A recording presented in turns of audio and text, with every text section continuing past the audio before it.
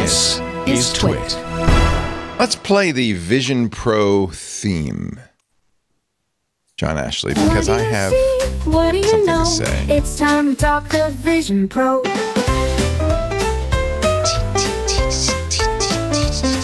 On January 19th, 2024, the Vision Pro went up for pre-order. And this guy on the Apple website has been blinking for an entire year now. And a new era began. And a new era began in head-worn computing. We are 1 year into that era. Anything to report? It's No. Not really. I mean, I think that they have the same. I'll keep on coming back to it. It's about content. Like, they have a tool that has a lot of great things, and there's not enough content. And I think Apple has missed the boat here. Like, I think that I don't think they can still get to the boat. Like, it's not like the boat's so far away they can't see it. But I think the boat is out in the bay, and they are still on shore, and they've had so many opportunities to shoot content. Like, if they had taken these VR cameras and shot behind the scenes of the shooting of Silo, behind the scenes of these other things, there's all these moments that they could be shooting that just putting up these, it doesn't have to be a big production. Like, just get, and again, this Blackmagic camera, which is getting closer and closer to the surface, opens up the possibility that many people could do this. And so that may change things. But I think that the possibility of the video content, number one, not being there. Number two is, I don't think putting enough money into app development, either by Apple or funding other people or helping them, get enough out there that is unique. I think there's a lot of people throwing things against the wall. And there's a handful of things that look pretty impressive, but it's kind of like all the ingredients aren't there. You've got flour over here and salt over there. The water's over there, and someone's still looking for the yeast. And so they just can't quite get all the pieces together to make that happen. I mean, I definitely enjoy my Vision Pro pretty often. I mean, almost every day I'm watching something on it or doing something with it. But I will say that I feel like I'm going back to the same things all the time. Like, I'm not really like, and I go up and I download any free app. I mean, when people say, "Oh, I want $29.95 for something," I'm like, "This better be really good." Like, I'm like, you get, to do that. But I think that, and I think that, people are playing with ideas, but I think that there are things that, again, we see the glimpses, and we've said that we've talked about this over and over and over again, but something needs to be easy and cheap that does what Jigspace does. Lots of people would use IKEA should be using what Jigspace has for how to build their furniture, and they should just post now with less swear words and more screws, but I just don't think that kind of stuff is getting out there and being accessible. I'm curious I'm keen to see like what we see at WWDC. How much are they going to talk about Vision Pro? That'll tell us whether or not they think that we think that the current Vision Pro did the job it was intended to do, which is to give us a target of something to build and to give a certain part of the market, enterprise people who, again, are not going to necessarily own these things, but are going to buy these things for their business, or are they satisfied with that? And this is just basically, we will never make a version 2 of this necessarily. We will make a new vision that takes what we've learned from the marketplace and what we've learned building from this. Or are they going to introduce a whole bunch of stuff for developers to get developers more excited about developing for this platform? I'm guessing that it's going to be the first of those two things. I don't by any means, I don't think that Vision Pro has been a failure. I think they sold about as much as they thought that they were going to sell, as much as anybody was going to sell. But I think that it's a product of its time that fills a gap 2 years in the running until they can start to build stuff that is a little bit more meaningful and a little bit more relevant to what people actually are going to use. I'm not going to get into the discussion all over again. I do think that immersive video content is kind of like asparagus chips, where you can release them and people either release the snack food and people like them or they don't like them. It turns out they're not really into that. And it's not going to be about, oh, well, maybe we need to have like new like Cajun ranch flavor. No, it's like, it's a good product. It's just that it's not something that a lot of people want at this time. I think that it's going to be the hardware. It's going to require a modification of the hardware as opposed to new kinds of content. And like I said, WWDC is going to tell the tale of whether they are thinking that, again, this is a 2-year product. This is for, as Tim said, like in an interview earlier, late last year, this is an early adopter product. They didn't say that before the launch, but of course they're smart enough to admit actually what's happened.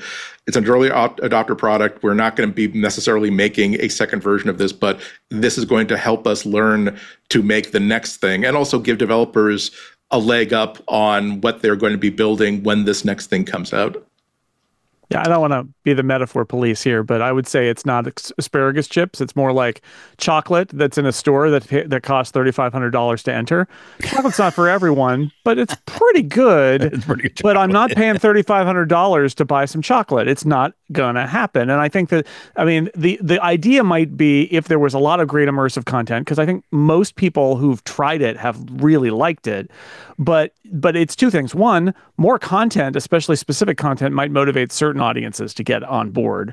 But it's also true that you got to lower that price to entry. You have to buy a lot. And I think maybe immersive content, while it's one of the legs of the stool, it can't be the only leg of the stool. I was just going to say, I think it's amazing, honestly amazing, that other than this week where Leo played the theme knowing there were no Vision Pro stories, I have been shocked at how much we've been able to talk about what's going on with the Vision Pro over the last year, because I kind of thought it would all just dry up completely, but there have been drips, right? It hasn't been a flood, but it also hasn't been complete radio silence. We've had stuff to talk about, and that's not bad for a product that is absolutely, they admitted, 8 months after they released it, is a work in progress that's for early adopters only, which everybody knew on day one. It fires the imagination, doesn't it? It's like, there's something here, that this isn't it, but I'll continue the food analogy,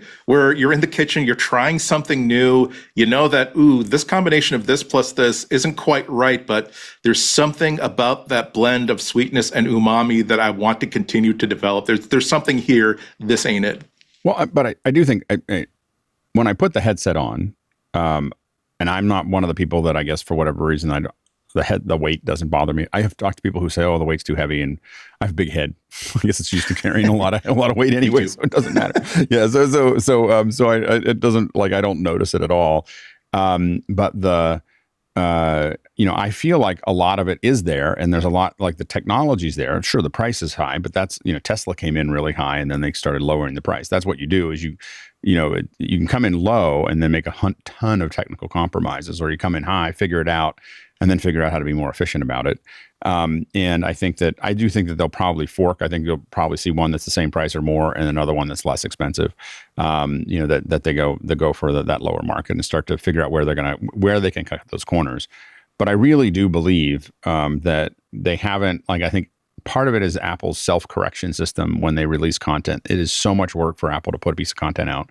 And because no one else had the cameras and no one else had anything else, it has to go through Apple's thing. And even the stuff that came out, I wouldn't necessarily agree with putting it out. I think that the artist for, the whatever concert for one is literally a textbook of what not to do with VR. And so I think that, but this is Apple trying to, like, let's work with big names with lots of experience, and that oftentimes comes with old ideas. And so so I think that it'll be interesting. I'll be very interested to see what happens if this Blackmagic camera gets out and suddenly a whole bunch of filmmakers, because all my friends are all trying to get it. Like, we're all trying to, like, hey, when can we get a hold of that camera? There's a lot of folks that are, excited to jump into using that camera, both for Meta and for Apple. And so I think that when we see that content, it'll be really interesting, because it's the first time it hasn't been like a huge science project to do dual 180. So we're 1 year in. I think we've always said all along, we need the killer app. Is there a killer app? Is it the screen? What is the killer app?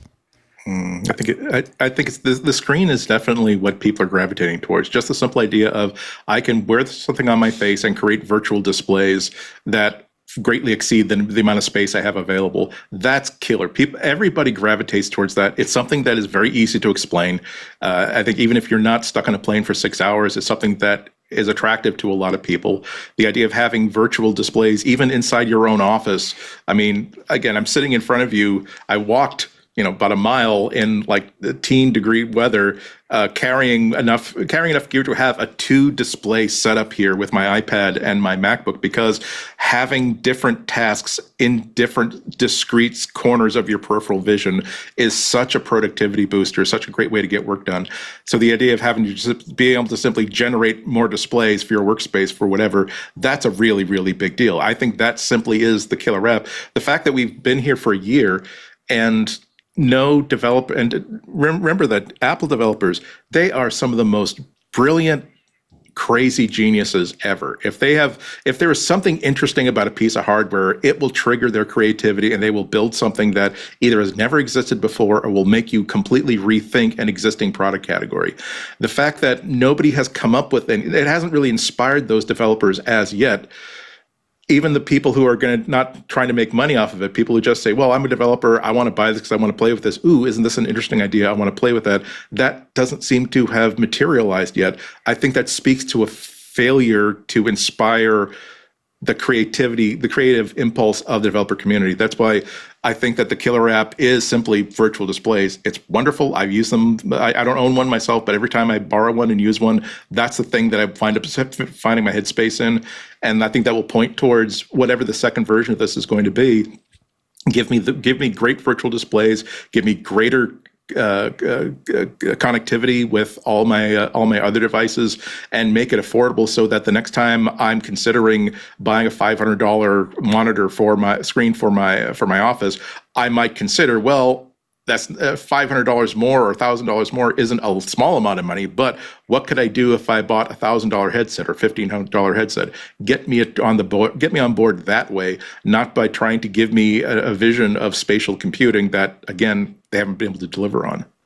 I'd throw 3D movies and immersive movies on the pile as additional things that would motivate the purchase of a, let's say, $1,000, $900, $750 version of this sort of thing.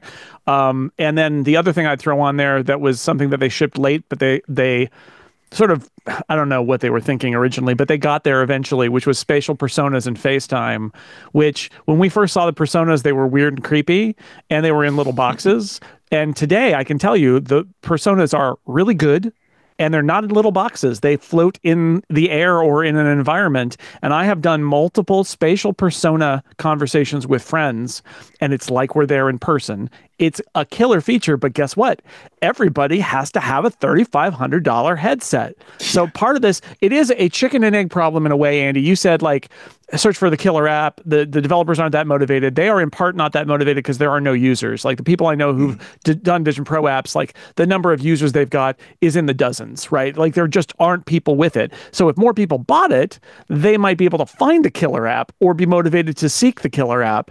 But that's the challenge here, which is why I think Alex and I have talked a lot about if there was a theater or live sports or some other entertainment product that was enough to motivate people, that would be another way you could sell these headsets. But in the end, I think the most important thing to know about the Vision Pro is what we knew on day one, which is it costs $3,500. And there are very few reasons you would spend, practical reasons, that you would spend $3,500 on this product. But if this product was cheaper, and I don't know what that right price is, and obviously they can't get there with this version of it, I do think it has enough applications between the virtual displays and the entertainment aspects and other things we might learn that it could really give it a go. But we're so far away from there right now that all we can do is sort of imagine and wonder and play around with the impractical technology in the meantime.